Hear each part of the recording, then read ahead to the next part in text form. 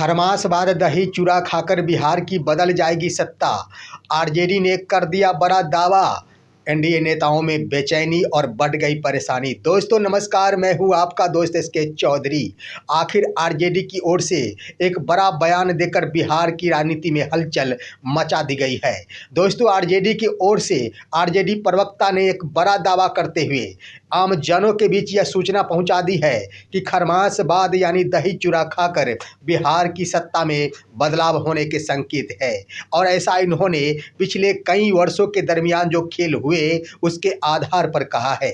साथ ही साथ एनडीए नेताओं की ओर से जो भी राजद के विधायकों को तोड़े जाने संबंधी बातें कही जा रही उसका भी खुलासा करते हुए उन्होंने बड़ा दावा किया है। आइए दोस्तों, आज के इस वीडियो में हम आपको विस्तार पूर्वक बताते हैं कि आखिर आरजेडी ने किस आधार पर यह दावा किया कि इस बार भी खरमास बाद दही चूड़ा खाकर बिहार की सत्ता में परिवर्तन देखने को मिलेगा। आइए इस पर विस्तार पूर्वक चर्चा करने से पहले मैं आपसे गुजारिश करूंगा, अगर आपने अभी तक हमारे इस चैनल शौर्या हिंदी न्यूज़ को सब्सक्राइब नहीं किए होंगे तो कृपया अभी सब्सक्राइब कर लेंगे। दोस्तों आपको मालूम है कि एनडीए नेताओं की ओर से लगातार ही आरजेडी विधायकों के अपने संपर्क में होने का दावा किया जा रहा है। जैसा कि आपको मालूम होगा कि इससे पहले जदयू प्रवक्ता नीरज कुमार के द्वारा 17 से 18 विधायकों को अपने संपर्क में होने का दावा किया गया था। लेकिन इसी बीच देखेंगे तो बीते कल ही जदयू कोटे के ही मंत्री श्रवण कुमार के द्वारा दर्जनों आरजेडी विधायकों का अपने संपर्क में होने का दावा किया गया। ये तो बातें हो गई दोस्तों जदयू नेताओं के ओर से दावे किए जाने वाली बात, लेकिन आप गौर करेंगे तो आप हैरत में पड़ जाएंगे।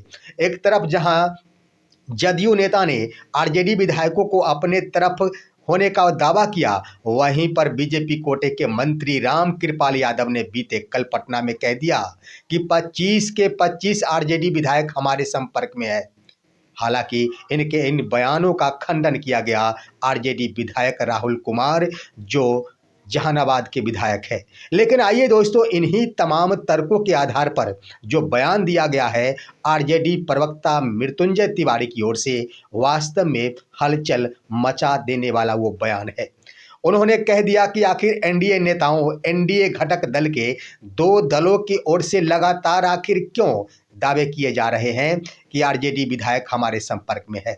उन्होंने कह दिया ऐसा इसलिए कि दोनों एक दूसरे के ऊपर दबाव डालने की कोशिश में है, क्योंकि दोनों दावे कर रहे हैं कि हम सरकार बनाने वाले हैं तो हम सरकार बनाने वाले हैं। जदयू कहती है कि मैं बिहार में अपनी सरकार बनाने वाली हूं, तो बीजेपी कहती है मैं अपनी सरकार बनाने वाली हूं। इसी बीच दोस्तों मृत्युंजय तिवारी ने स्पष्ट कहा है कि जो लोग भी बिहार के इतिहास को जानते होंगे वह बिल्कुल ही देख चुके होंगे कि दही चूड़ा खाने के बाद ही बिहार के सत्ता में परिवर्तन हुआ है।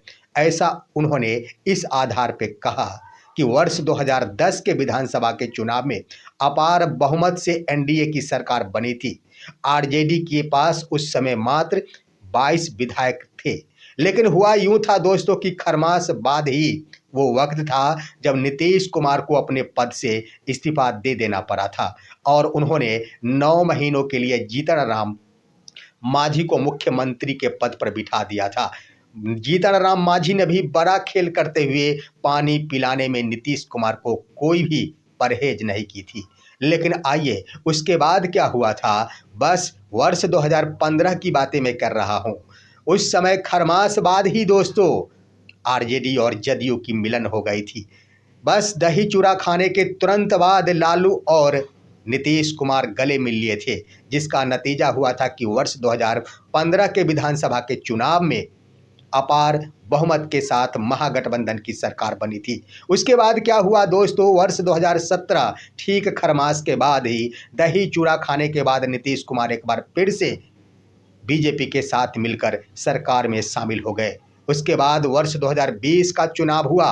2 वर्षों तक सरकार ठीक ठाक चली। नतीजा हुआ कि वर्ष 2022 में ठीक खरमास बाद दही चूड़ा खाकर एक बार फिर से तेजस्वी प्रसाद यादव और नीतीश कुमार गले मिल लिए। नतीजा हुआ कि महागठबंधन की सरकार 17 महीनों के लिए बन गई। इन्हीं बिंदुओं के आधार पर आरजेडी प्रवक्ता मृत्युंजय तिवारी ने बड़ा दावा करते हुए कहा है कि इस बार वैसा खेल होगा जिस खेल के बारे में एनडीए नेता सोचे भी नहीं होंगे और खरमास बाद दही चूड़ा खाने के बाद बिहार के सत्ता में बदलाव हो जाएंगे। उन्होंने ये भी कहा कि एनडीए नेताओं आखिर बेचैनी क्यों महसूस कर रहे हैं।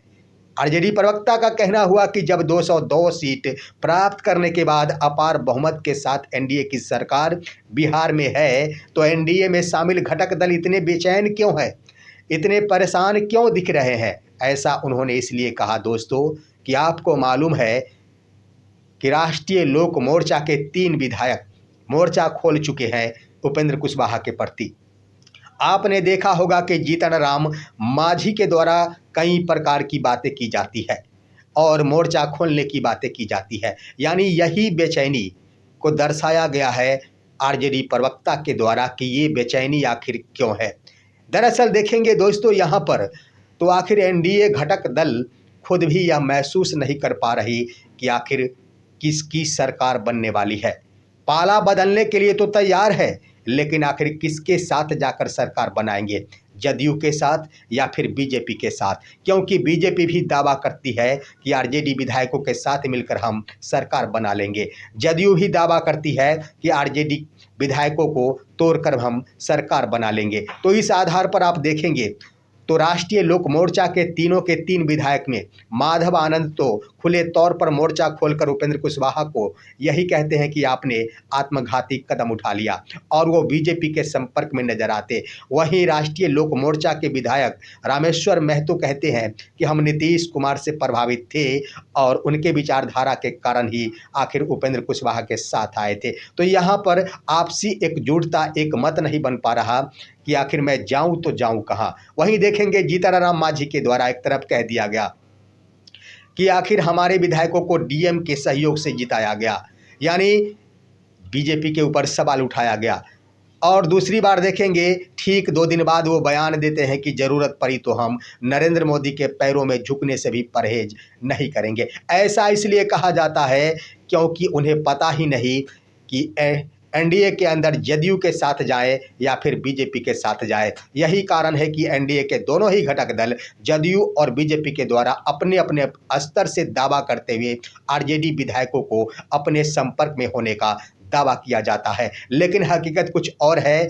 बीजेपी ही सरकार बनाएगी जो मेरा विश्लेषण कहता है, और इसका खुलासा हालांकि आरजेडी प्रवक्ता ने नहीं किया कि किसकी सरकार बनेगी, लेकिन इतना जरूर कह दिया है कि खरमास बाद दही चूड़ा खाने के बाद बिहार की सत्ता बदल जाएगी और वैसी हालात बदलेगी जिसकी सूचना और जिसके बारे में सोच अभी तक एनडीए की नहीं गई होगी। इस पर आप क्या कहेंगे, अपनी राय कमेंट के माध्यम से दीजिए। हमारे इस वीडियो को ज़्यादा से ज़्यादा लाइक और शेयर कीजिए और अब दीजिए अपने दोस्त को इजाज़त। हम फिर मिलेंगे आपसे अगले वीडियो में, तब तक के लिए नमस्कार।